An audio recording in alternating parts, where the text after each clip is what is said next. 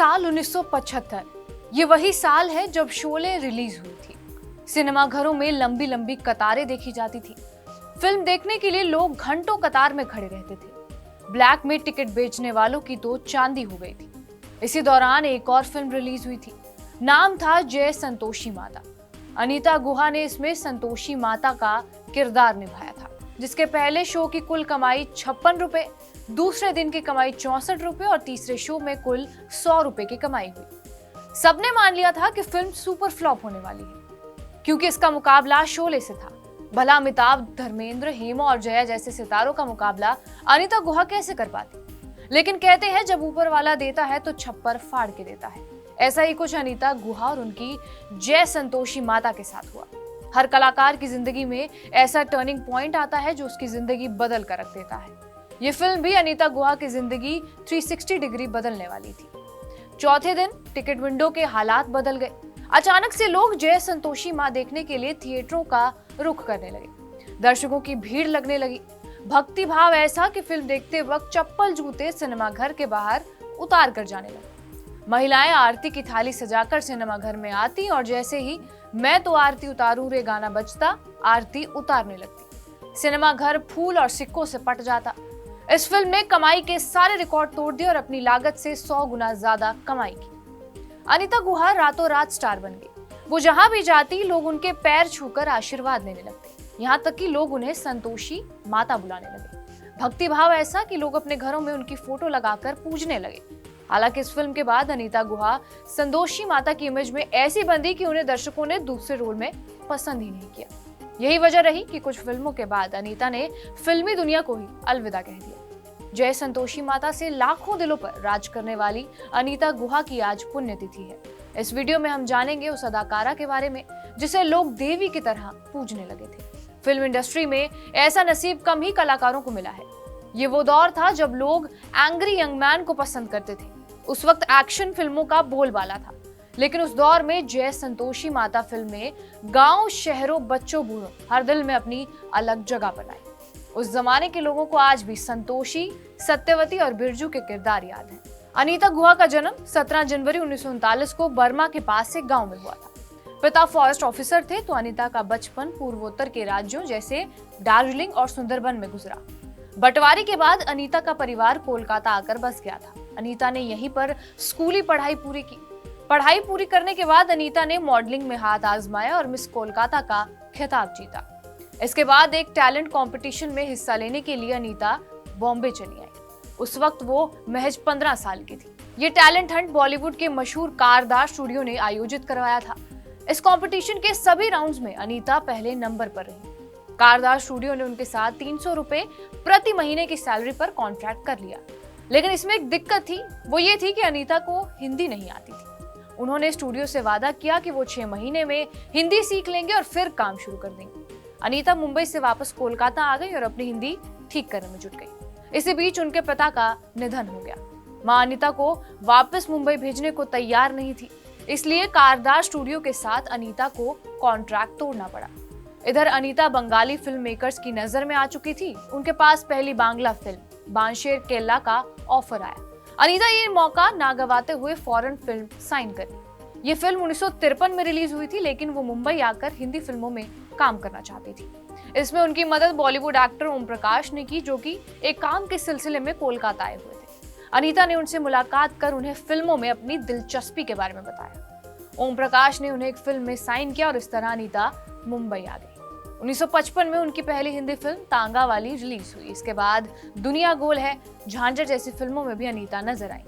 हालांकि उन्हें शुरुआती दौर में कुछ खास सफलता नहीं मिली। इसके बाद अनीता ने भला आदमी, कल क्या होगा, माया बाजार, एक झलक, देख कबीरा रोए, टैक्सी स्टैंड जैसी बी ग्रेड फिल्मों में काम किया।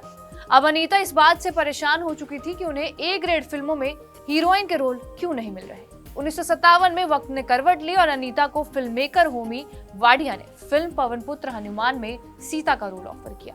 अनीता पौराणिक फिल्म करने को लेकर असमंजस में थी, लेकिन इस फिल्म की कामयाबी ने उनकी सोच बदल दी। इसके बाद अनीता ने संपूर्ण रामायण, श्री राम भरत मिलाप जैसी फिल्मों में सीता का किरदार निभाया। पौराणिक फिल्मों में सफलता से उत्साहित होकर अनीता ने ऐतिहासिक फिल्मों की ओर रुख किया। टीपू सुल्तान, महारानी पद्मिनी, संत तुकाराम जैसी फिल्मों में अनीता ने लीड भूमिका निभाई और इस दौरान उन्हें जय संतोषी माता फिल्म ऑफर हुई। जय संतोषी माता की मेकिंग की कहानी बेहद दिलचस्प है। जब अनीता को ये फिल्म ऑफर हुई थी तो वो इस रोल के लिए मना कर चुकी थी। इसके पीछे 2 वजहें थी। अनीता इस फिल्म से पहले कई पौराणिक फिल्मों में काम कर चुकी थी। टाइप कास्ट होने के चलते उन्हें दूसरे जॉनर की फिल्में नहीं मिल पा रही थी। दूसरी वजह ये थी कि अनीता को संतोषी माता के बारे में कोई जानकारी नहीं थी। ऐसे में उन्हें डर था कि वो ये किरदार अच्छे से नहीं निभा पाएगी। लेकिन डायरेक्टर विजय शर्मा के मनाने पर अनीता मान गई और फिल्म के लिए हामी भर दी। फिल्म की शूटिंग शुरू हुई। क्योंकि अनीता का किरदार ज्यादा लंबा नहीं था, इसलिए अनीता को 10 से 12 दिन की शूटिंग करनी थी। जब पहले दिन अनीता सेट पर पहुंची तो हड़बड़ी वाला माहौल था। फिल्म का बजट कम था, इसलिए फिल्म मेकर जल्द से जल्द शूटिंग पूरी कर लेना चाहते थे। अनीता सुबह के वक्त सेट पर पहुंची थी। वो घर से नाश्ता भी नहीं करके गई थी। काम ज्यादा होने की वजह से अनीता दोपहर का लंच भी नहीं कर पाई। जब शाम को ये बात डायरेक्टर विजय शर्मा को मालूम चली तो उन्होंने अनीता के लिए खाने का फौरन इंतजाम कराया, लेकिन अनीता ने कुछ भी खाने से मना कर दिया। अनीता ने शूटिंग के पहले दिन को व्रत की तरह मानकर अन्न नहीं खाया। मीडिया रिपोर्ट्स बताती हैं कि अनीता ने जितने दिनों तक फिल्म की शूटिंग की उन्होंने व्रत रखा था। 15 अगस्त 1975 को यह फिल्म रिलीज हुई और शुरुआत में इस फिल्म के हाल बेहद खराब थे। लेकिन जैसा कि हमने पहले बताया, चौथे दिन इस फिल्म ने गियर बदला और सिनेमाघरों में भीड़ जुटने लगी। महिलाओं के बीच ये फिल्म खासा लोकप्रिय हुई। शनिवार को उनके लिए स्पेशल शोज रखे गए। थिएटर में जब भी मैं तेरी आरती उतारूं रे गाना बजता, महिलाएं भावुक होकर आरती उतारने लगती, फूल और सिक्के फेंकती और जयकारे लगाती।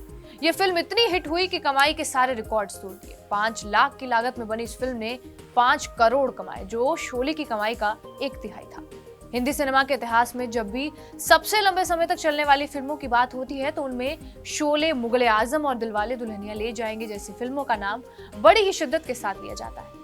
लेकिन इस फहरिस्त में जय संतोषी माता का नाम भी शामिल है। ये फिल्म इतने लंबे वक्त तक सिनेमा घरों में टिकी रही कि इसका रिकॉर्ड आज तक कोई फिल्म नहीं तोड़ पाई है। एक इंटरव्यू के दौरान अनीता गुहा ने बताया था कि मुंबई के बांद्रा में पौराणिक फिल्मों का मार्केट नहीं था, वहां ऐसी फिल्में नहीं चलती थी। लेकिन संतोषी माता उसी इलाके के थिएटर में 50 हफ्ते तक चली थी, जो कि अपने आप में एक बड़ा रिकॉर्ड था। 1961 में अनीता ने एक्टर माणिक दत्त से शादी कर ली।